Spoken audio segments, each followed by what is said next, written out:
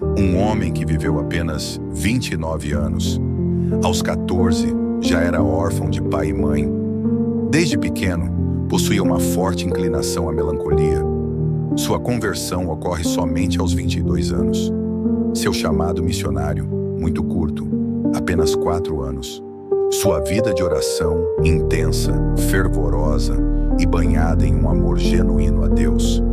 O tipo de homem que diziam que mais orava do que vivia. Suas fraquezas, muitas, ao ponto de lutar em meio a tosses de sangue contra uma tuberculose incurável e também contra uma depressão severa, que vez ou outra o atormentava, a ponto de desejar a própria morte. Diante de tudo isso, triunfou em Deus, em oração, em lágrimas, em profunda contrição pelos perdidos. Jonathan Edwards, um dos mais conhecidos puritanos, declarou que todo o pregador leia com atenção a vida de David Brainerd. Não apenas declarou, mas escreveu o seu diário após sua morte. Em apenas 8 anos de conversão e pouco mais de 4 anos de ministério, sua vida incendiou corações e continua a influenciar milhares de pessoas ao redor do mundo.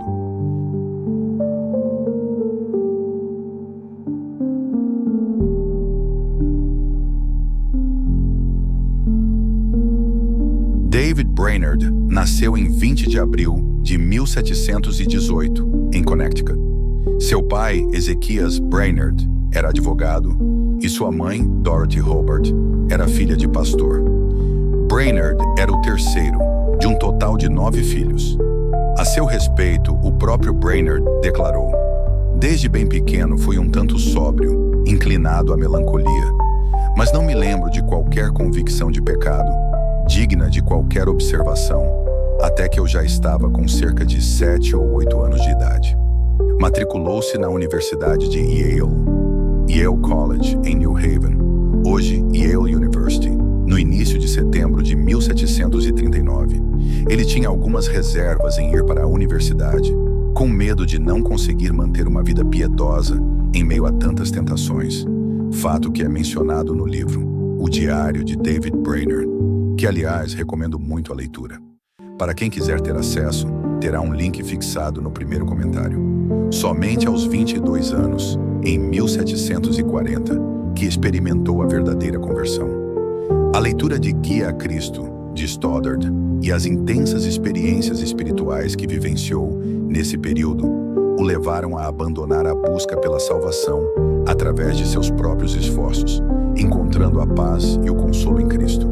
Em 1742, um comentário crítico sobre um professor resultou em sua expulsão de Yale, mas essa aparente derrota abriu caminho para seu chamado missionário. Convidado a ir para Nova York para discutir a evangelização dos índios, Brainerd foi indicado como missionário pela Sociedade Escocesa.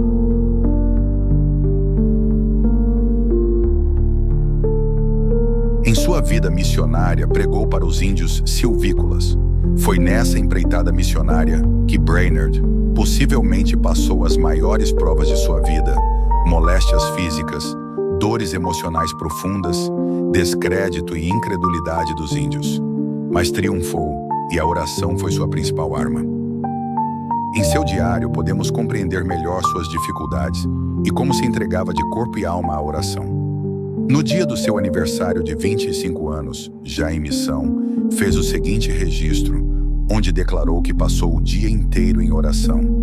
Isso mesmo, o dia inteiro. Separei este dia para jejum e oração, inclinando a minha alma diante de Deus, a fim de receber mais da sua graça, especialmente para que as minhas aflições espirituais e inquietude interiores fossem santificadas em minha alma. Também esforcei-me para relembrar a bondade que Deus demonstrava para comigo no ano passado, sendo este o dia do meu aniversário. Senti a dor ao pensar em minha esterilidade e mortalidade, que tenho vivido tão pouco para a glória do Deus eterno. Passei o dia sozinho na floresta e lá derramei minha queixa a Deus. Oh, que Deus me permita viver para a sua glória no futuro. No início de seu trabalho missionário, Brainerd enfrentou forte resistência dos índios ao cristianismo. Muitos se mostravam apegados às suas tradições e crenças pagãs, relutantes em abandonar suas práticas e adotar uma nova fé. Alguns até mesmo se iravam com a mensagem cristã, considerando-a uma ameaça a seus costumes e modo de vida. Dentre muitas práticas pagãs, os índios cultuavam vários deuses, realizavam feitiçaria e também tinha fortes desvios de caráter moral, como casos de abandono de suas mulheres. E também eram adeptos da poligamia. O álcool também era um problema presente nas comunidades indígenas. Brainerd, contudo, era incansável em seu compromisso de evangelização, mesmo em meio à sua tuberculose. Cavalguei durante várias horas na chuva através da floresta, embora me sentisse tão mal, pois continuava cuspindo sangue. Pouco a pouco, Brainerd começava a ter êxito em sua missão, e no dia 8 de abril, registrou em seu diário: surgiram esperanças acerca dos pagãos. Oh, que Deus traga grande número deles a Jesus Cristo.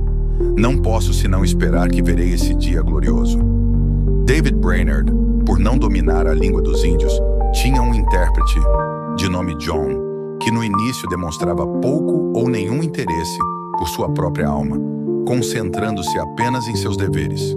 Após um período de doença e debilidade física, John foi profundamente tocado pelas verdades da fé cristã, levando-o a um estado de convicção de pecado e, posteriormente, a uma experiência de consolo e alegria em Cristo. A conversão de John, posteriormente, foi fundamental para que muitos índios se convertessem, dado que ele passou a interpretar a mensagem de Brainerd com muito mais fervor e alegria. Em meio ao trabalho missionário de David, também é importante mencionar as suas fraquezas de alma, que algumas vezes beiravam o insuportável, segundo o próprio Brainerd. Minha alma lembrou-se daquele absinto e do fel, quase posso dizer, inferno, da sexta-feira passada. E eu tinha muito medo de ser obrigado novamente a beber aquele copo de tremor, que era inconcebivelmente mais amargo do que a morte, e me fez desejar mais pela morte do que os tesouros escondidos. Algo que é admirável em Brainerd é sua capacidade de permanecer fiel ao seu chamado e a simplesmente continuar a realizar suas obrigações diárias como missionário, em meio a todas essas lutas interiores. Brainerd demonstrava notável consciência de sua condição, utilizando termos como melancolia e tristeza para descrever seus estados emocionais. Ele reconhecia que essa melancolia não era apenas uma tristeza passageira, mas uma doença que afetava sua mente e corpo. Ele encontrava consolo na doutrina da soberania de Deus, crendo que o Senhor estava no controle de todas as coisas, inclusive de suas aflições. Essa crença o ajudava a se resignar diante do sofrimento e a confiar que Deus usaria até mesmo a melancolia para o seu bem. Esse, sem dúvida, é um relato marcante e possivelmente uma das principais explicações por que tantos homens se inspiram na história de Brainerd. Porque não estamos diante de um super-herói, mas de um homem fraco, debilitado, doente e muitas vezes completamente incapaz de continuar sem o auxílio da graça divina. E sem dúvidas, todo o seu sucesso só pode ser proveniente de Deus, demonstrando que homens frágeis podem ser tremendamente usados para marcar sua geração. A obra missionária de Brainerd entre os índios teve grande sucesso, resultando na conversão de um número considerável deles. O diário menciona diversos momentos de comoção espiritual e conversões entre os índios, principalmente em Crosswick-Song e Forks of Delaware. Em um ano, a comunidade de índios convertidos em Crosswick-Song cresceu de 10 para cerca de 130 pessoas. A conversão do intérprete de Brainerd teve um impacto significativo, incentivando outros índios a se converterem. A mudança de comportamento dos índios convertidos era notável, com o abandono do alcoolismo, da poligamia e de outras práticas pagãs. Eles se dedicavam à oração, ao estudo da Bíblia, aos hinos e à vida em comunidade. Há inclusive relatos de índios que, após sua conversão, ficavam isolados na floresta por meses para buscar a Deus.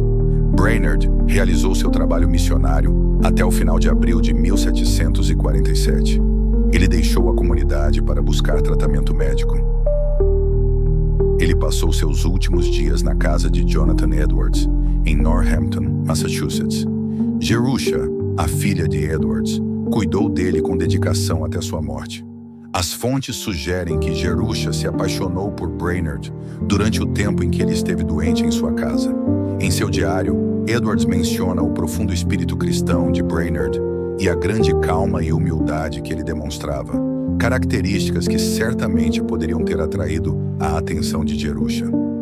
David Brainerd morreu de tuberculose em 9 de outubro de 1747, aos 29 anos, na casa de Jonathan Edwards.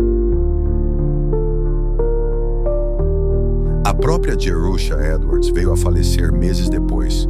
Alguns dizem que contraiu a tuberculose de Brainerd, outros que não suportou sua partida. Veio a falecer em 14 de fevereiro de 1748, aos 17 anos. Ela está enterrada ao lado de Brainerd, no cemitério Bridge Street, em Northampton, Massachusetts.